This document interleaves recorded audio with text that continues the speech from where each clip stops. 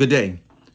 I was recently in a conversation with someone who had reached out to me about career coaching. And I'm fortunate and blessed to have these conversations often. And I'm grateful for them that individuals will seek me out for counsel as it relates to career aspirations. This individual is in a current job and doing successfully well, enjoy the work that is being done and is enjoyed by his or her colleagues, but is also being recruited by actual recruiters for other jobs, greater jobs. And the person sought me out for my advice on what to do. And we had a great conversation of me being able to share some wisdom over my career and things that I wanted to advise him or her as to what to do. There was something that I said in that conversation that I thought would be beneficial for you. I encouraged this person to make sure they had a basement and a back pocket. Now, what does that mean? You may not know this. For those of you who work in public sector, you may never experience this. But those who go to private sector, you will. Is that when you go private sector, the companies that are recruiting you and are after you, they actually have individuals on their payroll who are encouraged and trained and released to negotiate deals with you based on your salary, based on your bonus package, etc. These individuals are good at what they do. And if you're not skilled in negotiation, you may think you actually walked away with a great deal and not realize that you actually lowballed yourself. So when I was telling this individual to have a basement and a back pocket, here's what it means. Basement is this is the lowest I will go in a salary negotiation. Let me give you an example. If you make $125,000 a year and you have a new company recruiting you, your basement in a salary negotiation should be $125,000. You should not be willing to take a job for less than what you are currently making. And here is why you shouldn't. Because your normalcy, your family, your routine has been built around what you currently bring home. And if that be true, going below that number throws everything out of whack. So your basement should be your current salary. What that's saying is I refuse to leave where I am to go somewhere else for less than at a minimum what I'm making now. I know what this looks like each month. I know what a paycheck looks like. I know that my household functions this way based on bringing this home. That's the basement. Now, you don't have to tell them in negotiations this, but this is something that you know that my basement is the salary I currently have right now. I'm not willing to do a lateral move because lateral moves aren't actually lateral moves. Maybe lateral by way of salary, but that new move may actually come with more work, more expectations, later hours, more travel. So it was only lateral by way of salary, not anything else. And the truth be told, even the salary may not be lateral because depending on where you're going, if you're going from 125 in public sector to 125 in private sector, it may actually be a decline because of the insurance package. Unless you actually know the in and outs of the insurance package, you may actually find yourself paying more out of pocket than you realize. But your basement is your current salary. And I implore you to never negotiate against yourself. Remember now, if a recruiter is calling you, they want you. So why are you making it easy on them to get you by lowballing yourself? Your basement, again, is I'm not willing to take a job for less than this. And if you currently have a job at whatever salary it is, that ought to be your basement. Now, your back pocket is in negotiations. You're saying to yourself that I'm not willing to accept. This is the least amount I will take. This is my back pocket. Let me give you an example. You currently make 125. The pay grade or the pay band or the range of the job you're being recruited for is paying, let's say, between 130 and 140. So it's more than what you're currently making. You ought to go in asking for the top of that range, which is the 140. Now, your back pocket is 135, meaning if I can come out of here at 135, I'm winning. But you're going to ask for the ceiling of that range because you know, based on research, that the range is 130 to 140. What that's telling you is they can afford to pay you 140. Now, in negotiations, they desire to pay you 130 because they want to be able to show that they actually have a savings in this.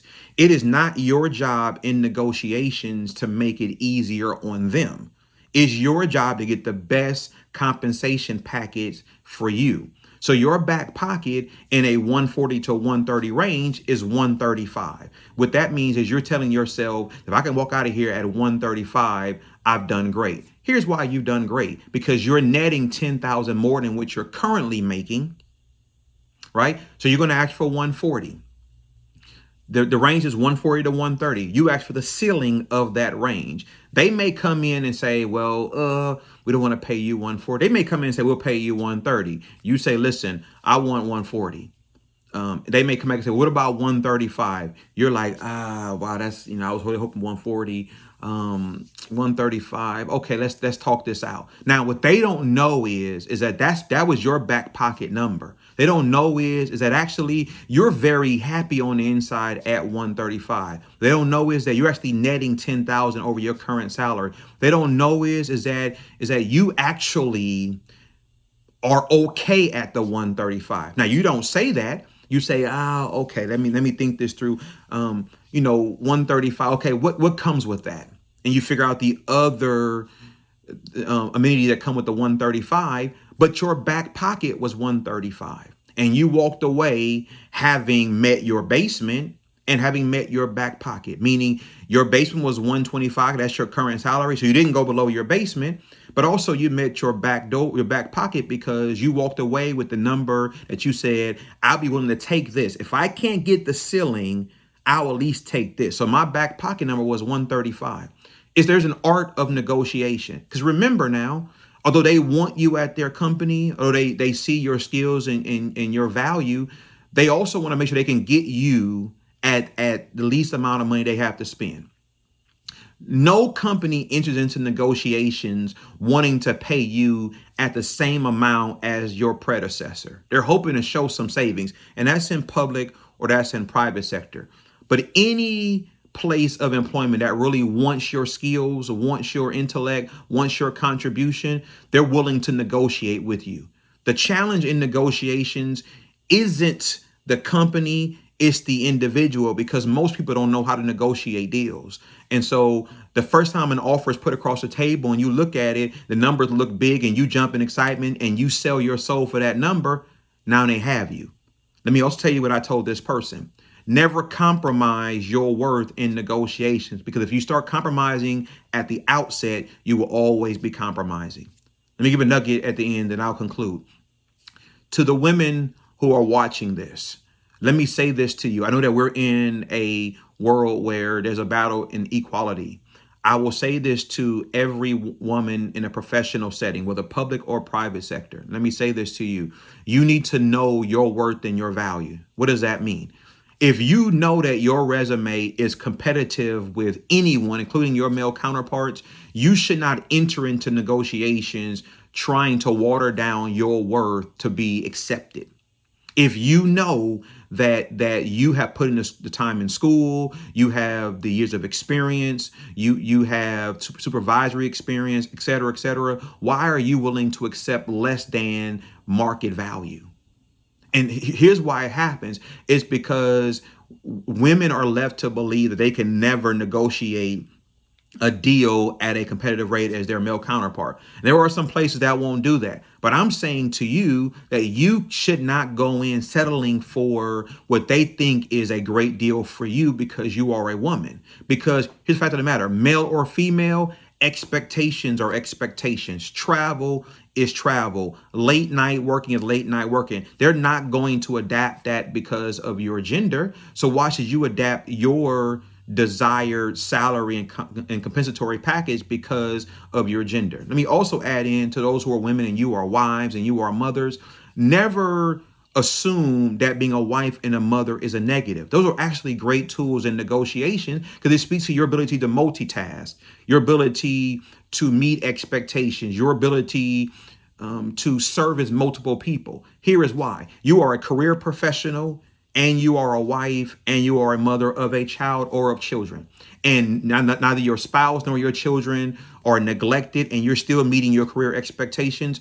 Those are things you want to actually be bragging about, not watering down. Never be ashamed of the realization that I'm able to balance a lot of things and still be balling and still be a boss in my arena. So again, in your negotiation, always have a basement. I'm not willing to go below this number. If you currently have a job, whatever that number is, that should be your basement. And I should have a back pocket, meaning if I can't get what I really want, in my mind, I will actually accept this number here. Now, you never tell them in your negotiation what your back pocket is. You never tell them that number, but you know what that number is. I hope this has helped you out. My desire is to give you more content going forward. Visit my website, www.darrickdmcgee.com, where you can learn more about me and about our administration of services. We'd love to be helpful to you. Love to be able to provide you counsel in whatever area you are in. God bless you.